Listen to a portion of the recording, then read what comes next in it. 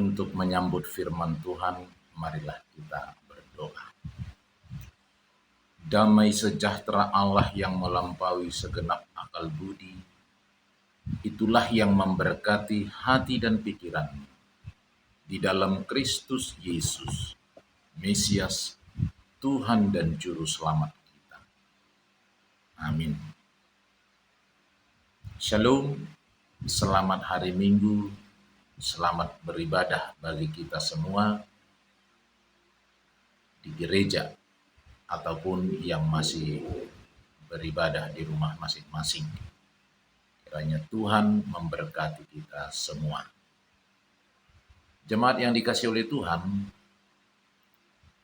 firman Tuhan yang menjadi renungan kita minggu ini dari Injil Markus 10 ayat 17 sampai 27 dengan tema keluarga yang hidup dalam pemulihan. Jemaat yang dikasihi oleh Tuhan, renungan ini saya awali dengan sepenggal lirik lagu Kidung Jemaat 375, yaitu referennya saja. Meskipun saya susah menderita dalam dunia, saya mau ikut Yesus sampai selama-lamanya. Jemaat yang dikasihi Tuhan, bagi orang Kristen, orang percaya, Kidung Jemaat 375 ini sangat sering dinyanyikan dengan nada sendu, seolah-olah ingin menunjukkan kesungguhan untuk mengikut Tuhan Yesus. Meskipun saya susah menderita dalam dunia, saya mau ikut Yesus sampai selama-lamanya. Namun, bila kita tanyakan diri kita sendiri, benarkah kita sungguh-sungguh ingin mengikut Yesus?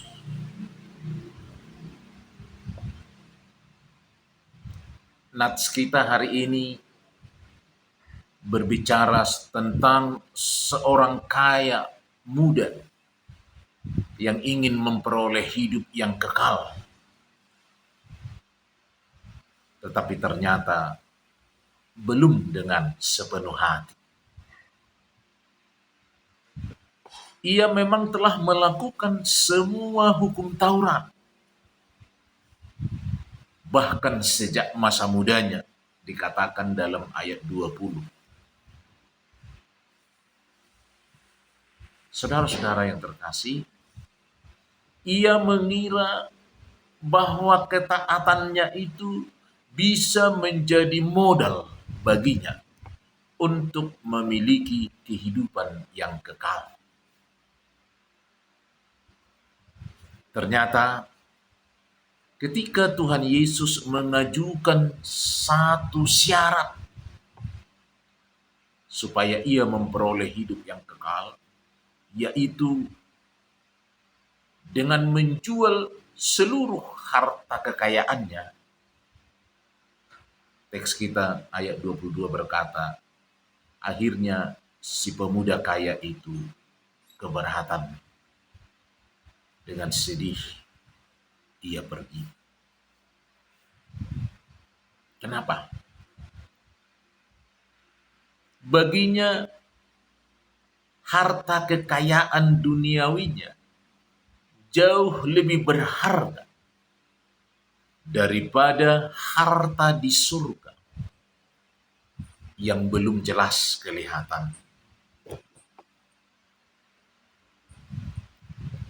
Jemaat yang dikasihi oleh Tuhan, kenapa bisa begitu?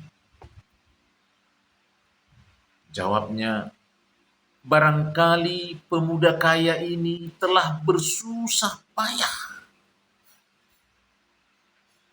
untuk memperoleh harta kekayaan sebanyak itu. Pasti tidak gampang memperoleh kekayaan.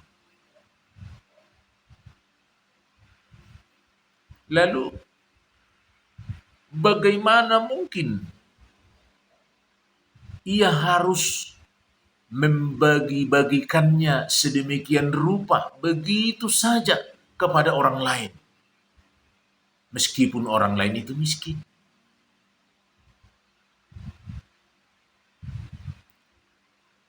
Atau dia berpikir, kalau seandainya saya menjual seluruh harta benda saya, terus bagaimana hidup saya selanjutnya?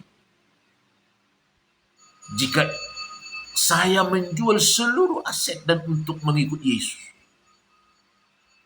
Jemaat yang dikasihi oleh Tuhan, disinilah kelihatan bahwa ternyata seorang kaya yang berlari-lari mendapatkan Tuhan Yesus, ternyata ia telah menyandarkan hidupnya pada harta kekayaannya. Bapak Ibu yang terkasih, penolakannya untuk berpisah dari harta kekayaannya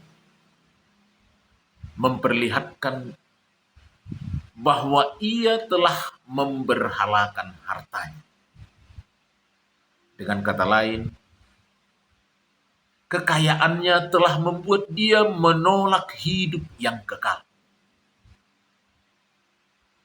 Jemaat yang dikasihi oleh Tuhan, kekayaan memang dapat membuat orang merasa tidak memerlukan Allah lagi. Haus harta dapat menggantikan kehausan akan kebenaran firman Allah. Meski demikian, Bapak Ibu yang terkasih, melalui firman Tuhan hari ini, Yesus tidak hendak mengajarkan bahwa orang miskin lebih mudah masuk surga ketimbang orang kaya. Bukan. Atau bahwa tiap orang harus melepaskan kekayaannya. Bukan demikian maksud Yesus. Tetapi yang Yesus inginkan, bahwa setiap orang harus menyadari bahwa ia sungguh membutuhkan Allah. Semua orang harus sadar bahwa tidak ada sesuatu apapun yang bisa dilakukan manusia untuk memperoleh kehidupan yang kekal. Karena kehidupan yang kekal hanya bisa diperoleh dengan harga yang sangat mahal. Dan hanya Tuhan Yesuslah yang sanggup membayar harga itu. Oleh karena itu, kita patut bersyukur kepada Tuhan sebagai orang-orang yang percaya kepada Yesus Kristus. Karena hidup kekal itu bisa kita terima dengan menerima Tuhan Yesus sebagai juru selamat kita. Jemaat yang dikasihi oleh Tuhan, tema kita minggu ini, keluarga yang hidup dalam pemulihan. Tema kita ini mengajak orang percaya untuk memulihkan pemahamannya tentang hak milik.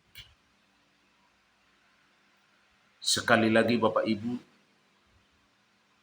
kalau judul perikop firman Tuhan ini, Markus 10 ini ayat 17, judul perikopnya orang kaya sukar masuk kerajaan Allah. Bukan berarti Yesus alergi atau anti terhadap harta kekayaan. Bukan pula berarti supaya bisa masuk surga maka kita harus menjadi orang miskin. Bukan. pemahaman-pemahaman yang keliru harus kita pulihkan. Tetapi orang kaya yang tidak dikehendaki Tuhan adalah apabila menghalalkan segala cara untuk memperoleh kekayaan itu. Tetapi jangan lupa, orang miskin juga bisa kesulitan masuk surga. Kenapa? Karena dia miskin karena kemalasannya tidak mau bekerja. Oleh karena itu, jemaat yang dikasihi oleh Tuhan, melalui firman Tuhan hari ini, marilah kita sebagai orang-orang beriman, orang-orang yang percaya kepada Yesus Kristus, jangan terikat dengan harta kekayaan duniawi kita, sehingga kita seolah-olah tidak membutuhkan Allah lagi. Kalau kita baca nanti seterusnya perikop ini, ayat 28, di sana dikatakan bahwa upah mengikut Yesus berlipat kali ganda. Kalaupun kita diajak untuk menjual harta kita, memberikan harta kita, berbagi-bagi dengan orang-orang lain, Yesus berjanji bahwa upah orang yang mengikut Yesus akan berlipat kali ganda. Oleh karena itu, marilah kita mengimani firman Tuhan ini, supaya kita sungguh-sungguh tidak pernah bimbang hidup di dalam ajaran firman Tuhan. Amin. Mari kita berdoa. Tambahkanlah iman percaya kami kepadamu ya Tuhan, agar kami menjadi pelaku-pelaku firman, bukan hanya pendengar. Di dalam nama Tuhan Yesus Kristus, dengarkanlah doa kami. Amin.